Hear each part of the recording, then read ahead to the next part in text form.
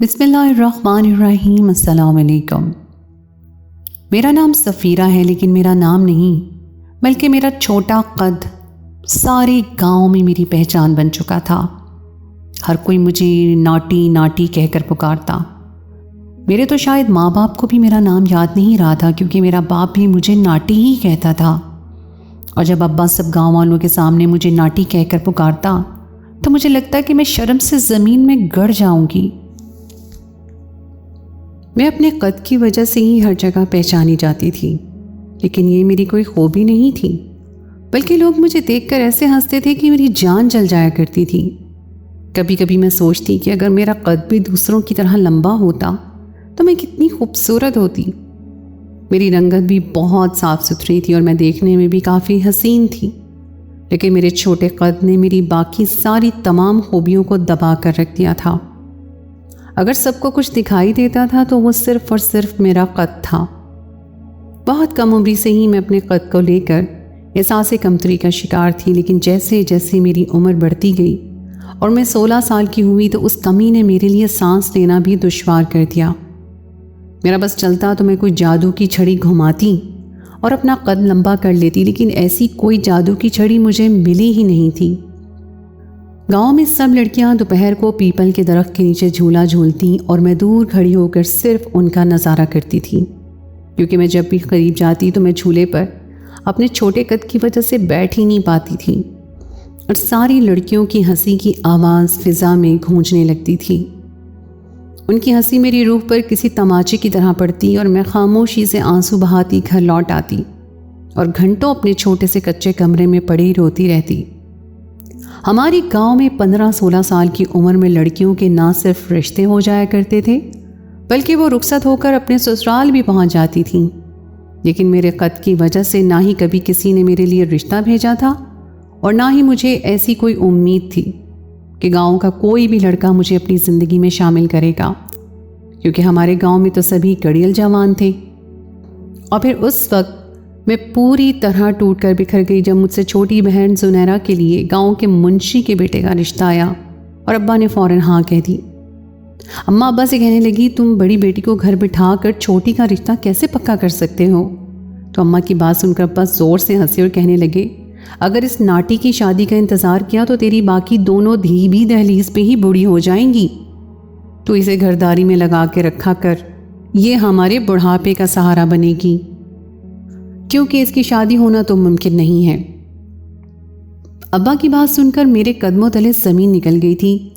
جب میرا باپ ہی مجھے عزت دینے کو تیار نہیں تھا تو میں کسی اور سے اپنے حق کے لیے کیا جھگڑا کرتی؟ ابا کی بات سن کر اماں کو بھی دکھ پہنچا تھا۔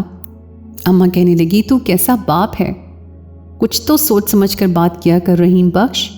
سفیرہ تیری بیٹی ہے تو کیا اسے ساری زندگی اپنی دہلیز پہ بٹھا کے رکھے گا؟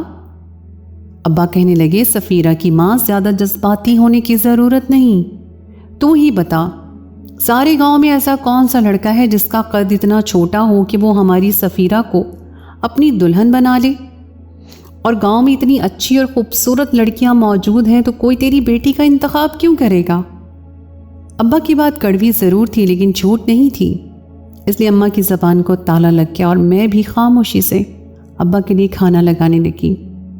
دل میں ایک طوفان برپا تھا، لیکن شاید یہی میری قسمت میں لکھا تھا کہ میں ساری زندگی اپنی ماں باپ کی خدمت کرتی رہوں۔ اور پھر مجھے پتہ چلا کہ شہر سے پاس پڑوس والی خالہ کا بیٹا چھٹیوں پر آنے والا ہے۔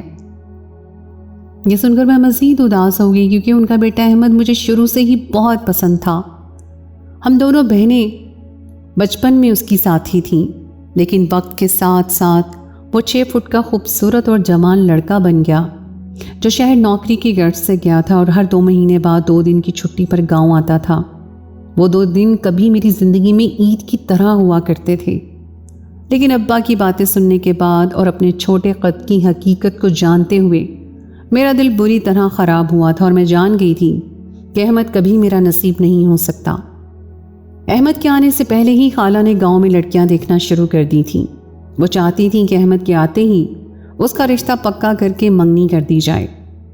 خالہ کا ہمارے گھر بہت زیادہ آنا جانا تھا اور اپنی اس خواہش کا اظہار انہوں نے میرے سامنے ہی اماں سے کیا تھا۔ میرے دل میں ایک آگ جل اٹھی تھی، مجھ میں اتنی ہمت نہیں تھی کہ میں کسی کے سامنے اپنی محبت کا اظہار کرتی، لیکن احمد کو کھو دینا اپنے آپ کو کھونے جیسا تھا۔ میرا احمد کا سارا بچپن خالہ کے سامنے گزرا تھا، لیکن خالہ احمد کے لیے کسی اور کو تلاش کر رہی تھی، اور اس کی وجہ یقیناً میرا چھوٹا قد ہی تھا۔ وہ ساری رات میں نے روتے ہوئے گزار دی تھی، اور جب فجر کی اذان ہوئی تو میں خدا کے حضور بیٹھ گئی اور دعا مانگنے لگی کہ کسی طرح مجھے احمد کی محبت مل جائے۔ میں ہر حال میں اسے پانا چاہتی تھی، کیونکہ میرا اس کے بغیر زندگی گزارنے کا تصور بھی نہیں تھا، اور شاید وہ وقت میری دعا کی قبولیت کا وقت تھا، کیونکہ اگلے ہی دن مجھے ایک ایسی خبر ملی جسے سن کر میری خوشی کا کوئی ٹھکانہ نہ رہا۔ گاؤں سے باہر کی طرف ایک چھوٹا سا مزار بنا ہوا تھا، اور اماں نے مجھے وہاں نذرانہ چڑھانے کے لیے بھیجا تھا۔ وہاں جا کر مجھے پتہ چلا کہ مزار کے ساتھ والی مسجد میں کوئی نیا امام آیا ہے۔ مزار پر موجود لوگ اس کے بارے میں جو باتیں کر رہے تھے وہ سن کر مجھے یقین ہو گیا کہ میں اپنی زندگی کی سب سے بڑی کمی کو دور کر سکتی ہوں، اور اس بات نے مجھے ہواؤں میں اڑنے پر مجبور کر دیا تھا۔ مزار پر ایک بوڑھی سی عورت موجود تھی جو شاید کہیں دور سے ہی چادر چڑھانے آئی تھی، کیونکہ وہ ہمارے گاؤں کی تو نہیں تھی۔ وہ عورت بڑی عقیدت سے مزار پر موجود ایک نیک اور ایماندار آدمی سے اس کا شکریہ ادا کر رہی تھی۔ اس کی آنکھوں میں آنسو تھے، اور وہ کہہ رہی تھی کہ آپ نے تو میری بیٹی کی قسمت ہی بدل دی ہے۔ اگر آپ نے اس کا قد لمبا نہ کیا ہوتا تو شاید آج وہ اپنے سسرال میں جگہ نہ بنا پاتی۔ وہ نیک آدمی جو نظریں جھکائے بیٹھا ہوا تھا کہنے لگا کہ یہ سب تو اس کرامتی دیگ کا نتیجہ ہے کہ جس کی وجہ سے میں اس قابل ہوا ہوں۔ وہ دیگ مجھے میرے استاد محترم نے دی تھی، جو بہت سے لوگوں کے لیے نئی زندگی کی امید ہے، اور اس لیے میں اس کام کی کوئی روپے نہیں لیتا۔ اس عورت کی باتوں نے میرے کان کھڑے کر دیے تھے۔ جیسے ہی وہ عورت واپس جانے کے لیے مزار کی سیڑھیاں اترنے لگی تو میں بھی جلدی سے اس کے پیچھے پیچھے چل پڑی، اور کچھ آگے جا کر اسے روک کر کہا کہ مجھے بھی بتاؤ، آخر تمہاری بیٹی کے ساتھ کیا مسئلہ ہے جسے اس بزرگ نے دور کر دیا ہے، اور یہ بزرگ کون ہے؟ میں نے آج سے پہلے تو انہیں یہاں نہیں دیکھا۔ وہ عورت آنسو بھری نظروں سے میری طرف دیکھتے ہوئے کہنے لگی کہ میری شادی شدہ بیٹی بہت ہی مشکل کا شکار تھی، کیونکہ اس کی ساس اس کے چھوٹے قد کو لے کر اسے بہت برا بھلا کہتی تھی، اور پھر جب میں پہلی دفعہ مزار پر آئی تو مجھے یہاں یہ بزرگ ملے، اور میں نے ان سے اپنی پریشانی بیان کی تو پتہ چلا کہ بزرگ کے پاس ایک کرامتی دیگ ہے جس میں بیٹھنے والے کے سارے مسئلے حل ہو جاتے ہیں۔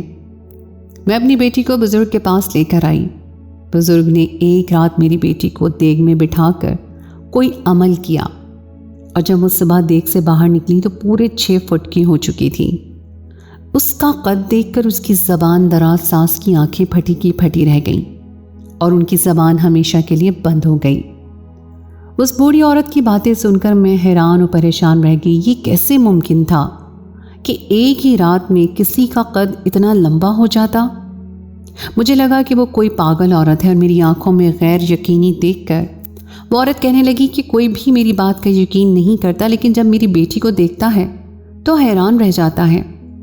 میری بیٹی کا قد صرف 4 فٹ تھا، اور اب وہ 6 فٹ کی ہو چکی ہے۔ میں نے اس عورت سے کہا کہ اگر ایسی بات ہے تو میں بھی آپ کی بیٹی کو دیکھنا چاہتی ہوں۔ وہ عورت کہنے لگی ٹھیک ہے، کل میں اسے مزار پر لے آؤں گی، کیونکہ وہ بھی بزرگ کا شکریہ ادا کرنا چاہتی ہے، تم بھی چلی آنا۔ یہ کہہ کر وہ چلی گئی، لیکن مجھ پر سوچ کے نئے زاویے کھول گئی۔ میں جلدی سے دوبارہ مزار کی سیڑھیاں چڑھ گئی جہاں وہ بزرگ بیٹھے ہوئے تھے۔ میں نے آہستہ سے انہیں سلام کیا اور پوچھا کہ آپ کون ہیں؟ میں نے آج سے پہلے آپ کو کبھی یہاں نہیں دیکھا۔ میری بات سن کر وہ مسکرا کر کہنے لگے کہ میں نیا امام میں مسجد ہوں، اور مزار کے ساتھ والی مسجد کی امامت کرنے کے لیے یہاں آیا ہوں۔ مجھے گاؤں کے وڈیرے نے یہاں بلایا ہے۔ وڈیرا سائیں کا نام سن کر میں بزرگ سے مروب ہو گئی، کیونکہ اگر انہوں نے کسی کو مسجد کی امامت کے لیے رکھا تھا تو یقیناً وہ کوئی نیک شخص ہوگا۔ وڈیرا سائیں تو خود بھی بہت نیک تھے، اور گاؤں والوں کا بھی بہت احساس کرتے تھے۔ خاص کر انہوں نے گاؤں کی لڑکیوں کے لیے بہت کام کیے تھے۔ لڑکیوں کے اسکول سے لے کر سلائی کڑھائی تک کے ادارے کھول دیے تھے۔ وہ بزرگ اٹھ کر مسجد کے احاطے سے چلے گئے، اور میں سوچنے لگی کہ دعاؤں کی قبولیت کا کوئی وقت مقرر نہیں ہے، لیکن میری دعا میں شاید بہت اثر تھا، کیونکہ ایک ہی رات میں میری دعا قبول ہو گئی تھی۔ اگر واقعی اس بزرگ کی دیگ میں بیٹھنے سے میرے قد میں اضافہ ہو جاتا تو خالہ سب سے پہلے احمد کے لیے مجھے ہی منتخب کرتی۔ میں نے سوچ لیا تھا کہ میں اس مسیحا کے ذریعے اپنی کمی کو دور کر کے گاؤں کی خوبصورت اور لمبی لڑکیوں میں شامل ہو جاؤں گی، اور پھر میری شادی دھوم دھام سے احمد کے ساتھ ہو جائے گی، جو شہر میں بہت اچھی نوکری کرتا تھا۔ میں مستقبل کے سہانے سپنے دیکھ رہی تھی، اور یہ سب کچھ اسی لیے امام مسجد کی وجہ سے ممکن ہونے والا تھا۔ لیکن اس سے پہلے میں دیکھنا چاہتی تھی کہ اس عورت کی بات میں کتنی سچائی ہے، اور اس کے لیے مجھے ایک دن کا انتظار کرنا تھا۔ میں مزار سے واپس لوٹی تو اماں نے مجھے جو خبر سنائی وہ سن کر میرے سر پر آسمان گر پڑا۔ خالہ نے احمد کے لیے میری سہیلی نینا کو منتخب کیا تھا، اور احمد کے آتے ہی ان کی منگنی ہونے والی تھی۔ میں جو خوبصورت سپنے بننے ہی لگی تھی وہ سب چھن کر کے ٹوٹ گئے تھے۔ مجھے بھی کسی طرح اپنا قد بڑا کر کے خالہ اور احمد کا دل جیتنا تھا اور اسے نینا سے شادی کے لیے روکنا تھا۔ میں نے بہت مشکل سے وہ ایک رات اور آدھا دن گزارا۔ اگلے دن عصر کے وقت میں اماں کو بنا بتائے مزار کی جانب چلی گئی، اور وہاں پہنچ کر یہ دیکھ کر میں حیران رہ گئی کہ وہ عورت واقعی ہی اپنی 6 فٹ کی بیٹی لے کر امام صاحب کی خدمت میں حاضر ہو چکی تھی، اور اسے دیکھ کر مجھے واقعی امام صاحب کی کرامت پر یقین آ گیا تھا۔ ایک آدمی اپنی ایک نقاب پوش بیٹی کے ساتھ وہاں موجود تھا۔ وہ بھی ایک چھوٹے قد کی لڑکی تھی جو اپنا قد لمبا کرنے کے لیے آئی ہوئی تھی۔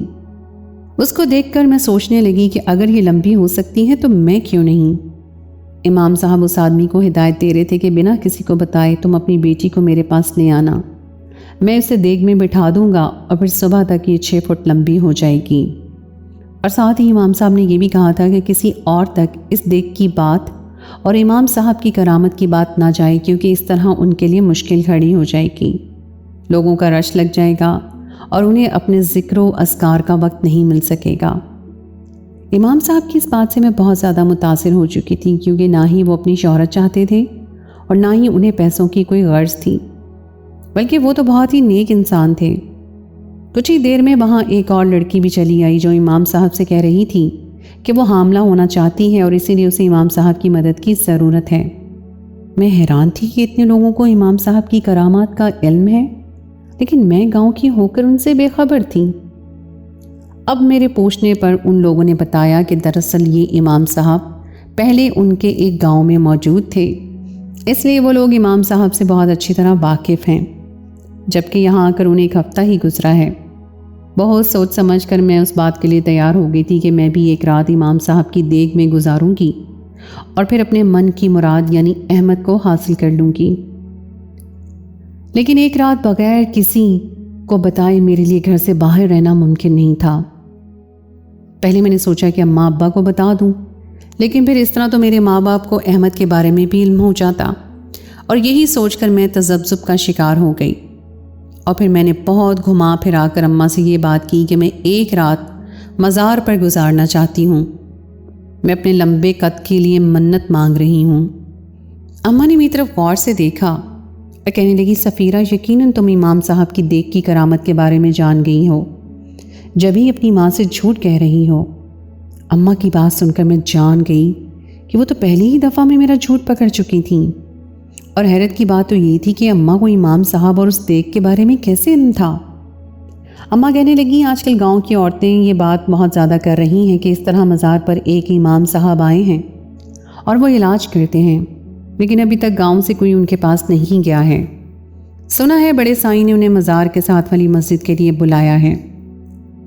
میں اماں کے قدموں میں بیٹھ گئی اور اماں سے کہا کہ اگر تو جانتی ہی ہے تو پھر مجھے اجازت دے دے، کب تک میں ساری دنیا کی نظروں میں ناٹی رہوں گی۔ میری بات سن کر اماں کہنے لگی، ہمارے گاؤں میں مغرب کے بعد لڑکی کا گھر سے باہر نکلنا بہت ہی برا سمجھا جاتا ہے، اور تو ساری رات مزار پر امام صاحب کی دیگ میں گزارنے کی بات کر رہی ہے۔ اگر تیرے ابا کو پتہ چلا تو وہ عزت کے نام پر تجھے قتل کر دے گا۔ میں ماں کے قدموں میں بیٹھے بیٹھے رونے لگی اور ان سے کہا، اماں تو اپنی چھوٹی بیٹی زنیرہ کی شادی کرنے جا رہی ہیں، تجھے اتنا خیال نہیں کہ تیری بڑی بیٹی تیری دہلیز پر ایسے ہی بیٹھی ہے؟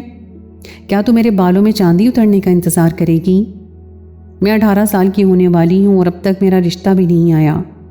گاؤں کے لوگ مجھے تمسخر والی نگاہوں سے دیکھتے ہیں، بڑے تو بڑے بچے بھی میرا مذاق اڑاتے ہیں اور کچھ لوگوں کو تو میرے چھوٹے قد سے نفرت تک ہے۔ میری بات سن کر اماں نے ایک سرد آہ بھری اور کہنے لگی، پتہ نہیں تیرے باپ کا، اور میرا قد تو اتنا لمبا ہے، تو کس پر چلی گئی؟ تیری پھپھو بھی چھوٹے قد کی ہی ہیں، مگر تیرا قد تو ان سے بھی زیادہ چھوٹا ہے۔ اب تو بتا، میں اگر تجھے امام صاحب کے پاس بھجوا بھی دوں تو تیرے باپ کا کیا کروں؟ اماں اگر تو چاہے تو سب کچھ ہو سکتا ہے، ابا کو کچھ پتہ نہیں چلے گا۔ تو میرے کمرے کا دروازہ بند کر دینا اور کہہ دینا میں جلدی سو گئی۔ ابا کا تو ویسے ہی مجھ سے کوئی لگاؤ نہیں ہے، وہ کبھی میرا کمرہ کھول کر نہیں دیکھے گا۔ دونوں بہنوں کو تو بھی سنبھال لینا۔ اماں نے میری آنکھوں میں امید کے جلتے دیے دیکھے تو انکار نہ کر سکی اور کہنے لگی، دیکھ بیٹی، وہ نیک انسان ہے، بس یہی سوچ کر میں تجھے اس کے پاس بھیج رہی ہوں۔ تو اپنی عزت کا خیال رکھنا اور کچھ ایسا نہ کرنا جس سے مجھے تیرے باپ اور سارے گاؤں والوں کے سامنے شرمندہ ہونا پڑے۔ صبح کا اجالا پھیلنے سے پہلے ہی گھر لوٹ آنا۔ امام صاحب کی کرامات تو میں خود اپنی آنکھوں سے دیکھ چکی تھی، اس لیے میں فوراً راضی ہو گئی اور اگلی شام خاموشی سے چادر لپیٹے امام صاحب کے پاس مزار پر پہنچ گئی اور ان کے آگے ہاتھ جوڑ کر کہا کہ میں بھی اپنا قد بڑا کروانا چاہتی ہوں، امام صاحب میری مدد کریں۔ امام صاحب نے ایک نظر اٹھا کے میری طرف دیکھا اور کہنے لگے، ٹھیک ہے، تجھے میں دیگ میں بٹھا دیتا ہوں اور پھر تجھے ساری رات اسی دیگ میں گزارنی ہوگی اور میں عمل کرتا رہوں گا۔ میرے عمل سے دیگ گول گول گھومتی ہے، تو پریشان نہ ہونا، نہ ہی شور شرابہ کرنا، بس سکون سے بیٹھے رہنا۔ امام صاحب نے مزار کے ہی ایک آدمی سے کہا کہ پہلے اسے ٹھنڈا پانی پلا دو، کیونکہ پھر اسے ساری رات بھوکا پیاسا ہی رہنا ہوگا اور پانی بھی نہیں پی سکے گی۔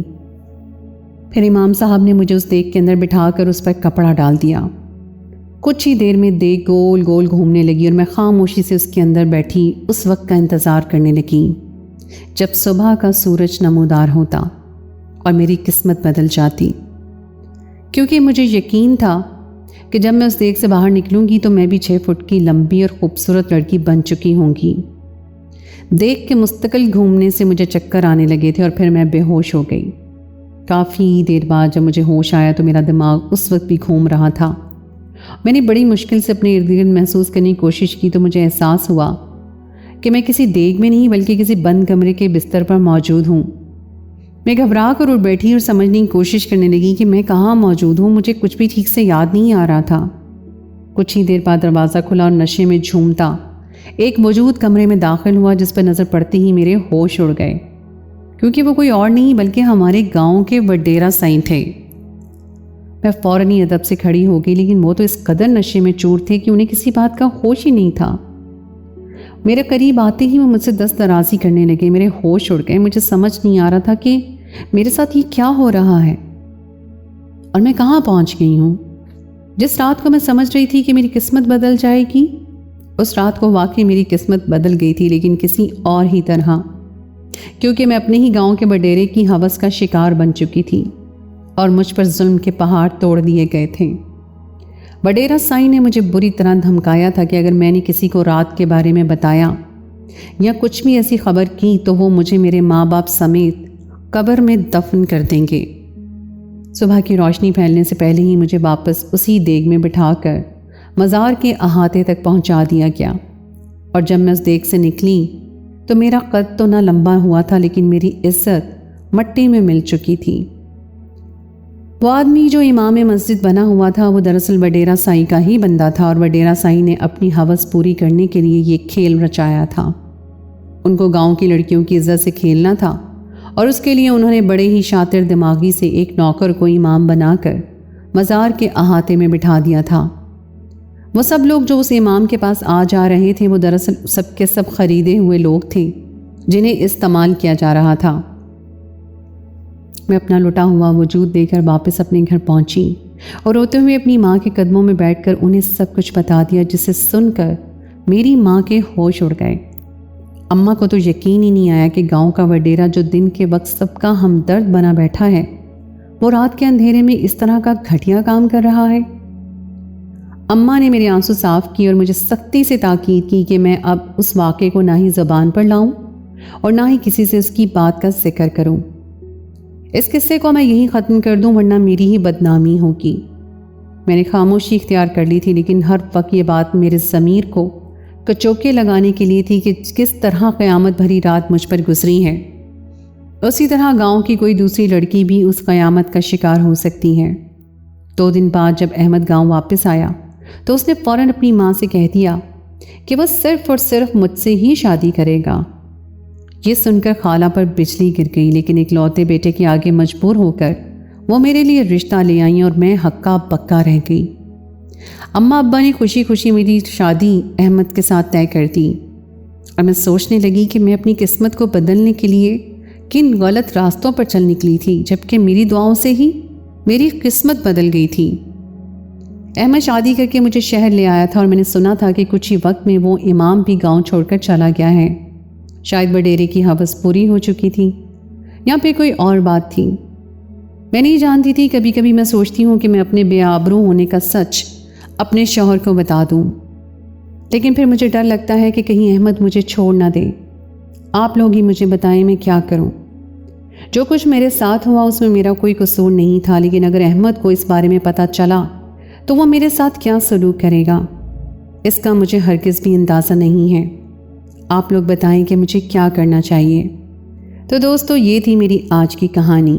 امید ہے آپ کو آج کی کہانی پسند آئی ہوگی۔